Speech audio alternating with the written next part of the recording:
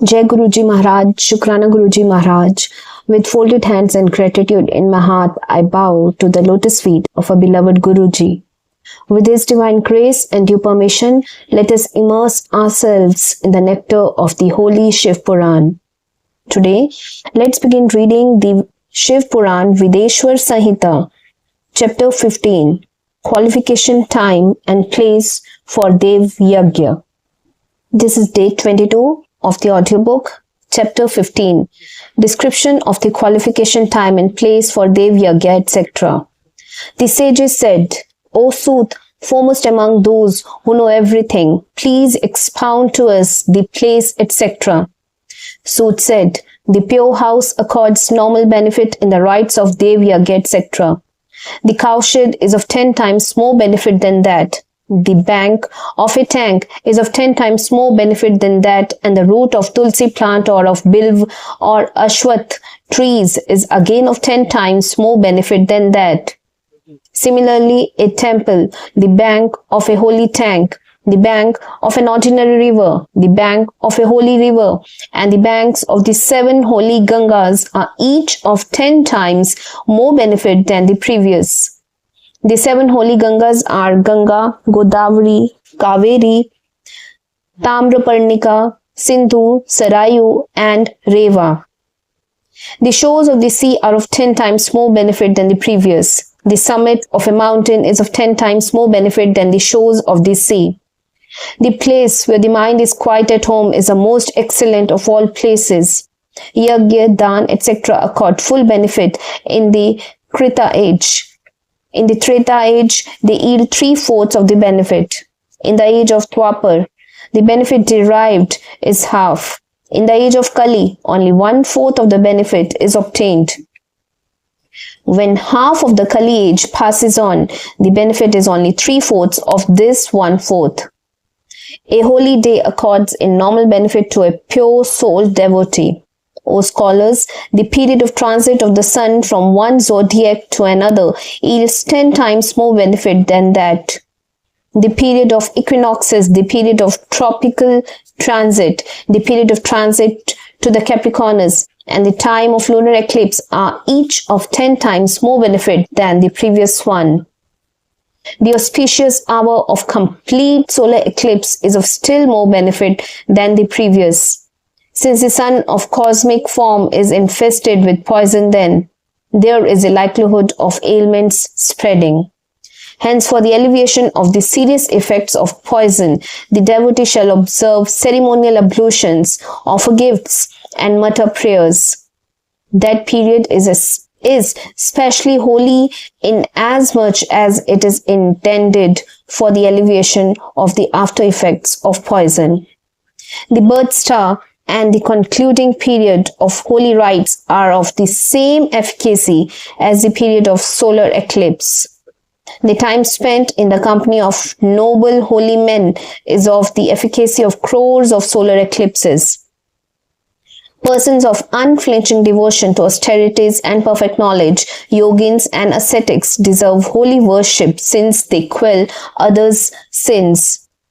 A Brahmin who has repeated the Gayatri mantra 2,400,000 times also deserves the same and accords full benefit and worldly enjoyments. The word Patra, one who deserves, means one who protects the giver from downfall. The word Gayatri means that which saves the reciter from downfall. Only a person of purified soul can save others, just as only a rich man can donate anything to others. A man of no means cannot give anything to others in this world. Only he who has purified himself by means of Gayatri Jap can be called a pure Brahmin. He alone deserves the position of presiding over all holy rites, Dan, Jap, Hom, Puja, etc. Homa, Puja, etc. He alone can save others. Any hungry man or woman deserves charitable gifts of cooked food. An excellent Brahmin must be invited on an auspicious occasion and given sufficient sums of money with piety and pleasing words. They accord all desired results. A charitable gift given to a needy person yields the utmost benefit. If it is given after entreaties, it yields only half the benefit. Monetary gifts to servants accord only 1/4 benefit.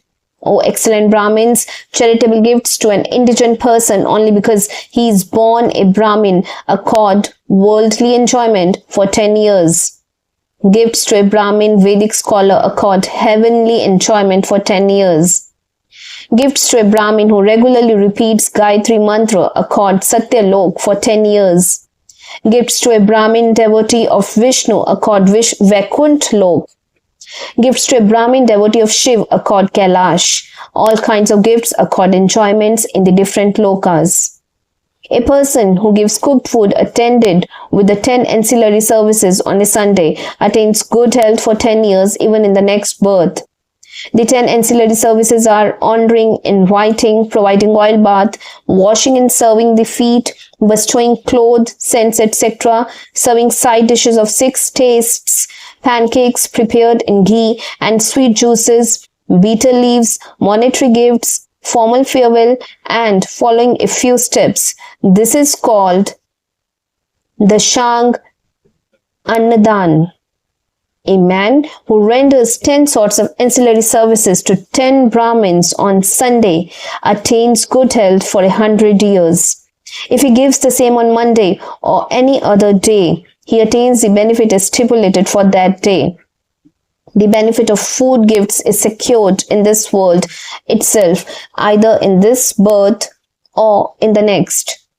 If in this manner he gives food on all the 7 days to 10 Brahmins, he secures good health and all other benefits for 100 years. Similarly, he who gives cooked rice in this manner to 100 Brahmins on Sunday secures good health in Shivlok for 1,000 years. If he gives the same for 1,000 Brahmins, he secures the benefit for 10,000 years. Similarly, the benefit accrued for gifts on Monday and other days can be understood by a thoughtful man. By giving food to 1,000 Brahmins whose minds have been purified by Gayatri on Sunday, the devotee attains good health and other benefits in Satyalok. By giving food to 10,000 persons, he secures the benefits in Vishnulok. By giving it to 100,000 persons, he derives benefits in Rudralok. Those who seek learning must make gifts to children, considering them on a par with Brahma. Those who seek sons and other ends must make gifts to young men, considering them on a par with Vishnu. Those who seek knowledge must make gifts to old men, considering them on a par with Rudra. Those who seek intellect must make gifts to young maidens, considering them on a par with Bharati, goddess of speech.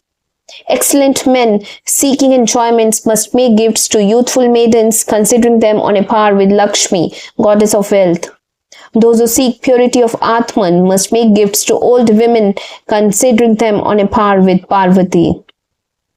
That which is acquired by gleaning more than 1 ear of corn at a time, or gleaning corns one by one by fees received from disciple, is called Shuddh Dravya, clean wealth.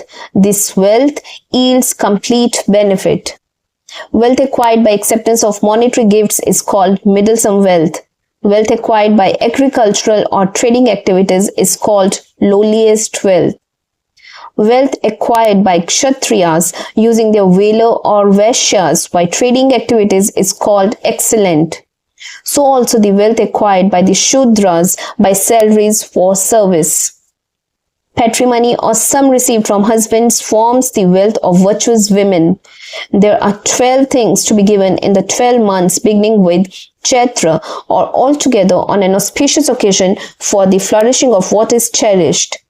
They are 1 cow, 2 plots of land, 3 gingerly seeds, 4 gold, 5 ghee, 6 cloth, 7 food grains, 8 jaggery, 9 silver, 10 salt, 11 ash cord, and 12 a virgin. Gifts of cows, milk products, cow dung in the form of manure, etc. ward off the sins accruing from wealth and grain, while sins connected with water, oil, etc. are warded off by cow's urine.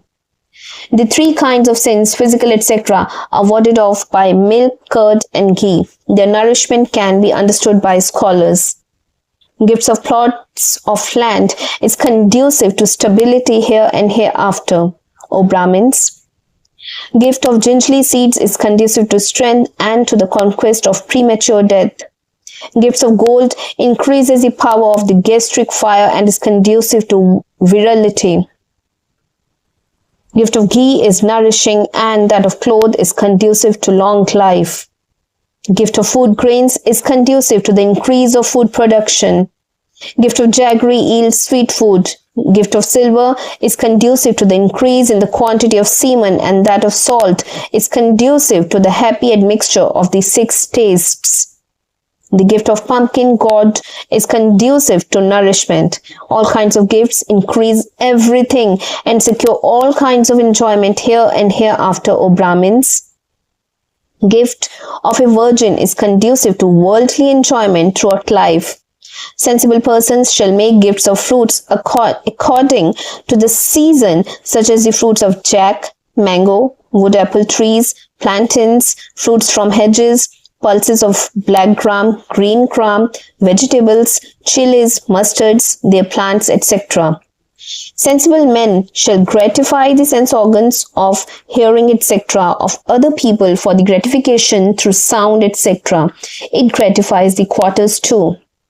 Theism is that feeling in which one fully realizes that all actions are fruitful. It is necessary that Vedas and sacred texts should be learned direct from preceptors. Devotion to God out of fear for kinsmen or royal punishment is of inferior sort. An indigent person bereft of all means of livelihoods shall worship verbally or by means of physical activities. Verbal worship means recital of mantras, hymns and japas. Worship of physical activities means pilgrimages, observance of fast and other rites. Whatever one does, whether it is great or small, whatever be the means employed, if that is dedicated to deities, it becomes conducive to enjoyment. The 2, practice of austerities and making charitable gifts must be carried out always. Asylum should be given according to the caste of the person concerned. It is conducive to the satisfaction of the devas and worldly enjoyments as well. Such a devotee shall always attain noble birth and enjoyments here and hereafter. If he performs these sacred rites with dedication to God, he shall attain salvation. He who reads or hears this chapter becomes righteous and endowed with knowledge. With this, I would like to conclude today's chapter. First and foremost, I would like to seek forgiveness from our beloved Guruji Maharaj for the mistakes in the narration of this divine chapter. I would also like to seek forgiveness from each and every one of you for the same, and would like to invite you to the reading of next divine chapter from the holy Shiv-Puran. Thank you, Guruji, for everything. Thank you each and every one of you.